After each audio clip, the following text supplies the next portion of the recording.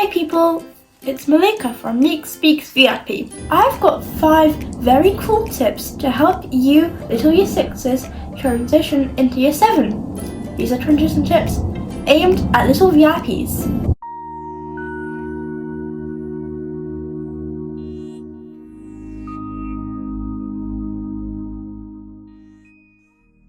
I wish I knew these tips because it would have helped me a lot in transition, and especially in secondary school.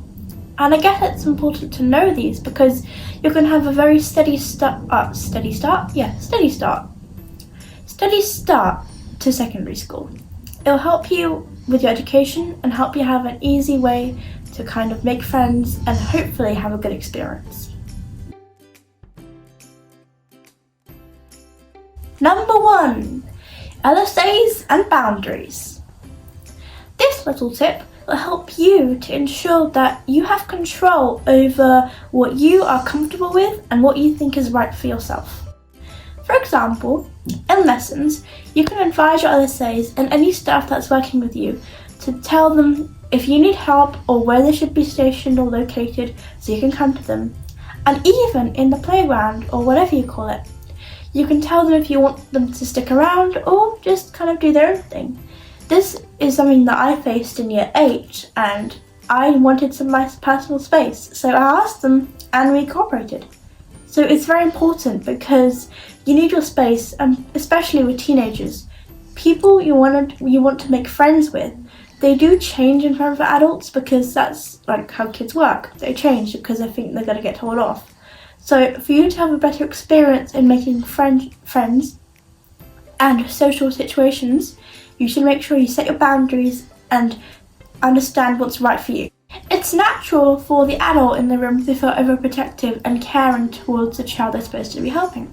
But just make sure LSAs feel comfortable and let them know that you're independent and mature, because I'm sure you are. And it's important to do this so LSAs, you can have a very balanced relationship and friendship with them, and you get to cooperate and kind of compromise with each other, which is also a very good part of the school system, so you can focus more on lessons and in the more important things of life. Another point is the attitudes on a certain subject. Some of my staff have been more laid back and more fun and cool and like sociable. Some have been more serious and more professional. I would suggest that depending on the subject that you have a preference, you should pair up the LSA who fits the classroom. Like in science, where there's a lot of definitions, a lot of graphs, I would suggest someone who's more professional and structured. But for like PE, where there's a lot of like running around outside and talking to people and teamwork, I would suggest someone who's very sociable and can deal with situations. And for PD, you should have someone who is experienced and just well to talk and someone you feel comfortable with. For me, I've had many hyper and social LSAs in maths and English, which are very core subjects. And sometimes I feel that staff learning with me or working with me can get flustered and confused because there's so many things being thrown all around, like, oh, numbers, algebra. Who loves algebra? Comment down below. And sometimes I would say they get flustered, as I said, and I can't learn anything because I have to help them, they have to help me, and it ends up being a big mess of numbers. Yay! So? What so? So what should you do?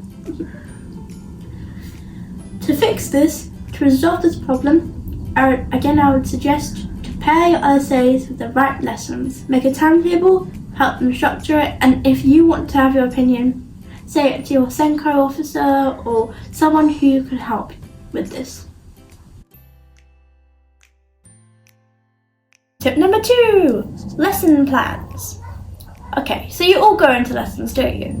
But you need to make sure you have the right resources, the right seating, and the right equipment at hand, because you can't learn unless you're in the right situation, the right area, the right environment. It's important to really stimulate the brain and make sure that there's nothing worrying you or stressing you out. Some of the problems I faced is when I had a suggestion, some of the LSAs or consortium staff or any staff working with me would either suggest their own opinion and make it superior, or just kind of contradict me and not let me share my opinion or practice my opinion and trying to see if it actually is valid and able to work. For example, if I'm using my phone for research, someone would say to me, "Oh look, this iPad is bigger, it's better." But the thing is, the iPad is an earlier model and it's quite slow and tedious for me to use. So I know my technology and I love iPhones, so I know how to use an iPhone obviously, and I've got the right accessibility features. So I tried explaining and they were still a bit anxious and a bit like, I think I know better. But always make sure that you fight for your opinions, but also keep it at a balance. You're not trying to override them, but make sure that they know that you have a voice and you should use that voice to your full advantage. This is a very important one. You should make sure to have a direct interaction and rapport with the teacher. Don't let your LSAs or staff get in the way, because the teacher is a teacher. They know the information and they know how to assist you. So make sure if they want to help you with something, let them, and explain to LSAs that the teacher should help me because they know what I'm doing. And I know the LSAs will try to lead the teacher and say, "Oh look, I know what I'm doing, I'm the one who's VI specialist," or whatever specialist. But the thing is, these LSAs, they have a lot on, they have a lot of work to do. In my experience, they get they feel that they have to help you at all times, but they also get a bit overprotective and think they know best as they are the specialists. But the teacher, the person specialised in the actual lesson you're doing, is the one you should go to for any educational inquiries. Now we're going into the actual layout and where you sit. So this is something that I've personally experienced many times. Disruptive people. You all have them, you all know them, you'll kind of hate them, even though they're kind of funny. You sometimes, as being a VIP you are focused and probably quieter and more intent on learning because you have more enhanced senses, of course. So the teacher's natural instinct is to pair you with the disruptive person on the desk because they think the disruptive person won't bother the VIP, or the VIP won't get bothered because they're more mature. That is a common misconception. I was paired next to a few of them. I tried to tell my teachers and they were like, "Okay," so they moved seats, but it ended up happening again. And I think the teachers do this is because, as I said, they think you're more mature, they think you can handle it, but VIPs need a stimulated, quiet and good learning environment, not one with a boy always talking about their bogies all the time. A very, very important one. Group work. This is one of my challenges because assuming that I was a VIP, I was paired with other people's challenges. But seriously, you should be paired with anyone. It should be alright to be paired with people who are different levels, different abilities, and you should have a wide experience. Just because you have challenges doesn't mean you're weak, doesn't mean you're incapable. And teachers, you should know this because it's important. And honestly, it's quite damaging to your self-esteem because people who are at different levels to you, sometimes they ignore you, sometimes they don't value your opinion because they think VIP is to have anything to say. And sometimes, if you're like me and had difficulty voicing your opinion at that time, they don't even consider you and they don't even bother because they think, well, the VIP won't speak anyway. This can apply to any people with any challenges, and I want to make this a very strong point. People should be fair, and no matter what you look like, you should be treated equally and be paired with people who are all over the spectrum of abilities and challenges, because it really helps in education, and you should be paired with people who you get along with and sometimes fight with because it's good to get experience, but also that you produce a good piece of work at the end of it.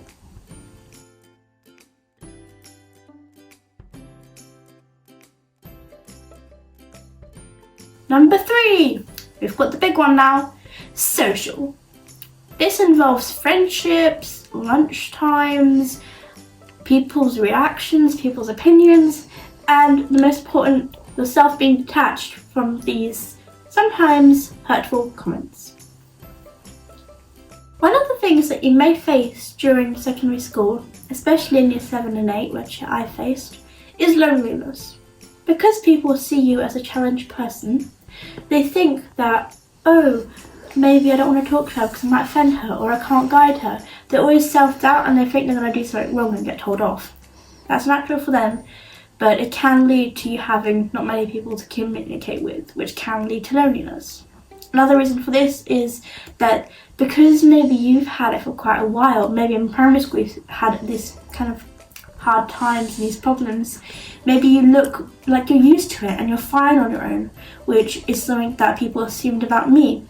And it did hurt me, but I learned that being lonely is a way to make people understand you, but it can lead to more loneliness. Just make sure that if you are alone, have something to do, something interesting, like this little Apple Watch here. It's amazing and it's kept me happy because I could do stuff on it, text people, read stuff, and oh, it goes beep. Yep, that's how I kept happy and kind of forgetting about people. I used to write in a book as well, a little diary, which I still have. It's about all my year 8 problems and doodles and little writings and quotes. So yeah. And I've got a lot of fidget toys which have helped me just to walk around and play with. So, you know, they're cool. And yeah, remember, if you are ever lonely, make sure to have fun and forget about people because they honestly don't matter. The right people will sparkle and the normal people who aren't nice to you will just be dull. Lunchtime, aka food time. This is the part where I often felt lonely, but there was one big rescue, the saviour of all lunchtime clubs, the computing room. For me, after about 3/4 of my way through year 8, maybe 2/3, I don't know, maths, I went into the computing room for the first time. I was interested, like, ooh, what's this? And I found people who liked Roblox, Minecraft, and YouTube, and memes, and completely random stuff. And I was like, ooh. So I sat in there with my iPad and talked to a few people, and I was like, this is gonna help me not be lonely anymore because the computing room, it's quiet, it's airy and cool, it's slightly dimmer and less sunny because it's a room, not the outdoors, and sun I don't like, as you can tell by these. So the computing room, it helped me kind of socialise and be away from the people that I couldn't talk to and who wouldn't be nice to me and I just didn't get along with personally. And yeah, it was a good experience. So for my suggestion here is, if there's anything you have like passions or any hobbies you like to do, for example, going to the art rooms at lunch to do doodling and play with paint, or if you like to write or read, go to the English department if it's an option. Do it, because it helps you to stimulate your brain and be safe, be happy, and just have fun during the times that you may have thought been kind of hard and lonely. But yeah, just stay positive. Now let's talk about how staff tried to help, but in the end it's better just to leave it. The buddy system. You've probably heard of it, and it's a good idea, but sometimes it just can't really work depending on the people you have around you, especially teenagers who are kind of cringy. People who are VIPs or challengers, they often find themselves a small group of friends who, you know, kind of tag along, help, guide, and that can be kind of considered a buddy system. But also, when a head of house or staff member or head of year tries to mention, oh look, Maleeka's lonely, or VIP is lonely, or challenge person is lonely, go and play with them. That can kind of lead to more problems because either some children or some teens might think, oh, she's getting special treatment, why can't I? And some may think, oh, I don't want to, it's just like a forced friendship. So for my suggestion, be patient and stay positive, because no matter how much you try to force a friendship, it's not going to work unless if it's a genuine connected friendship.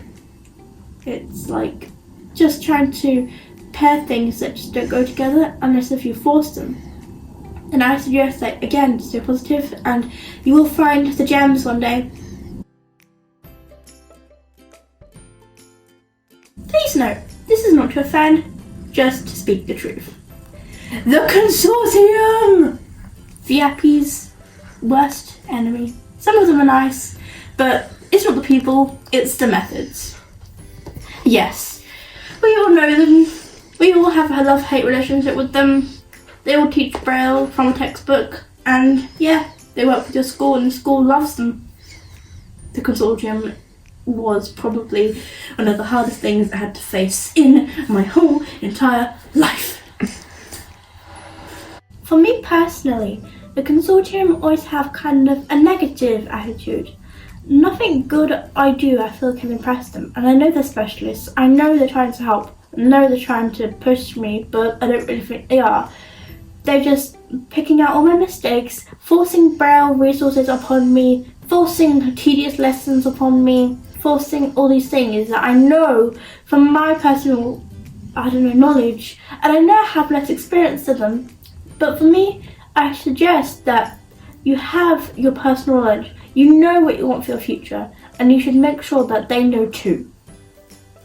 Now, let's compare VIP staff to sighted staff. For example, we've got Look UK, a full organisation to help VIPs made of VIPs.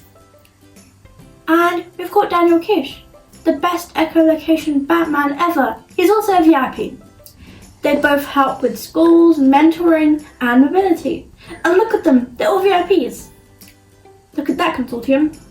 You're made up of staff who sit in office blocks and travel to places with textbooks and large print and a bit of Braille knowledge from textbooks.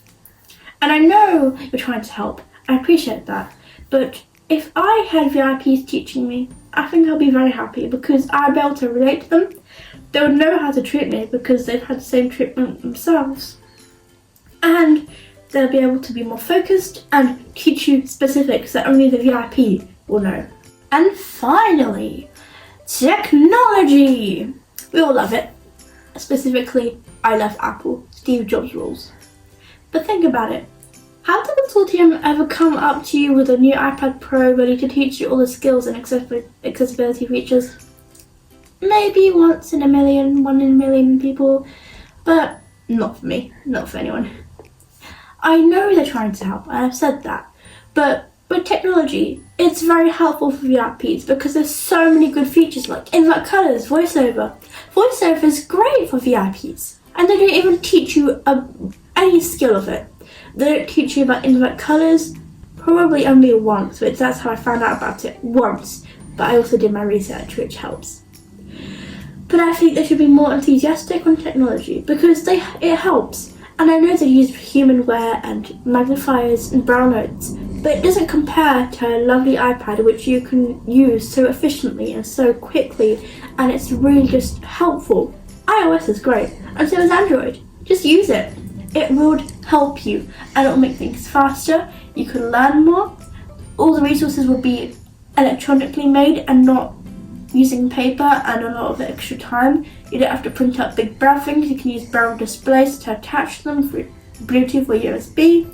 There's so many great things, great inventions, and you're still in the 1990s. Be persistent. I took my own iPad in. We bought a new iPad for school because I was still stuck with one. That was from 2012, which is okay, but I like my iPad, which is very useful. So be persistent, be encouraging, and make sure you have your voice heard. Help your parents to know what's going on, help the school know what's going on, and let them know what you need, because your needs are number one. Have you heard of this phrase, sharpen the saw before cutting down the trees? Consortium, they just give me a blunt stick to work with. At home, in public, at the Apple store, they give me a nice shiny blade to use. Not literally, obviously, I'll be in jail for that, but you know, a new experience, a fresh experience. Technology is there at your fingertips. Use it to your advantage and achieve great things. The last point, the attitude of the school staff itself. Yes, school staff can be helpful, but the thing is, they're not VIP trained. They're just staff who deal with sighted kids and a few people who are challenged. but they need to make sure they have the right attitude.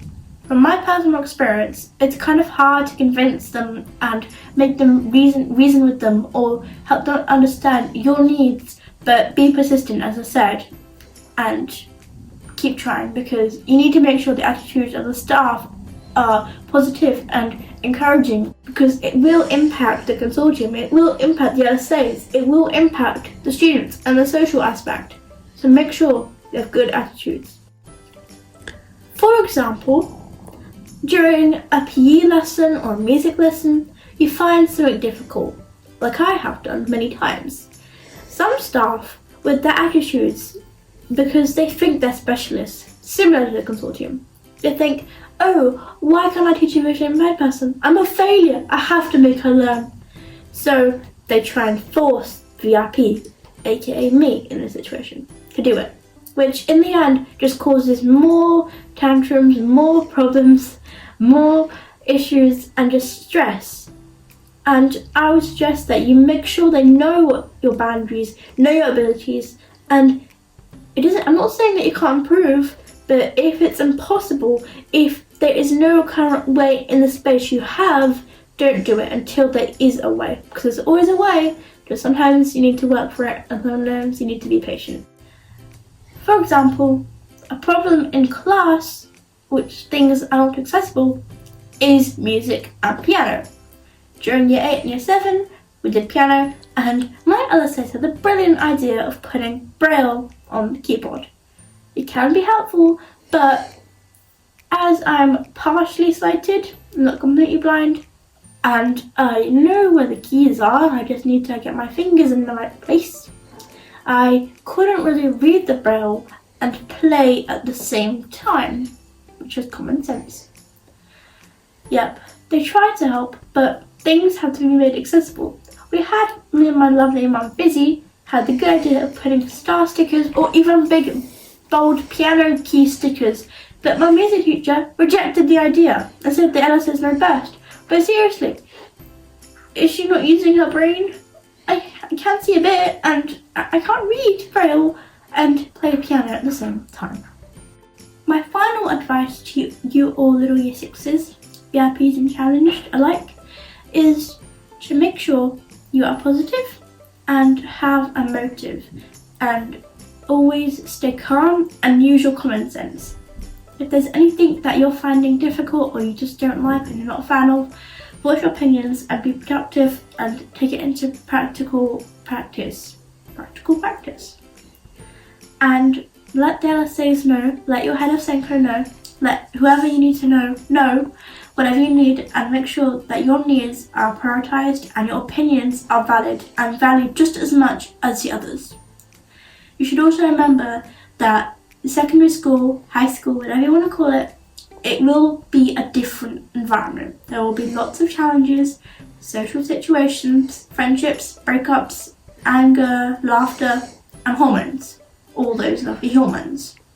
Remember that it will be hard and you will be lonely at times, but just stay positive and happy, and remember to be proud of who you are and never let anyone bring you down. And for me, what helped me with this, as well as the fidget toys, as well as the notebook, as well as the computing room, it was Meeks Speaks! Oh, I remember that intro, I missed it. So, yeah, Meeks Speaks was an outlet to me, and it helped me stay calm, voice my thoughts and opinions, and able to talk to people about my views on society and how weird it is, and talk about these issues that many teens face. And now it has evolved to be Little Meek Speaks, as it is. You know, me. One more little quote. Remember, there will always be a few sparkly, shiny blue diamonds in the rough. Okay people, thanks for watching, and bye! Make sure to check out Look UK and Daniel Kish, they're amazing.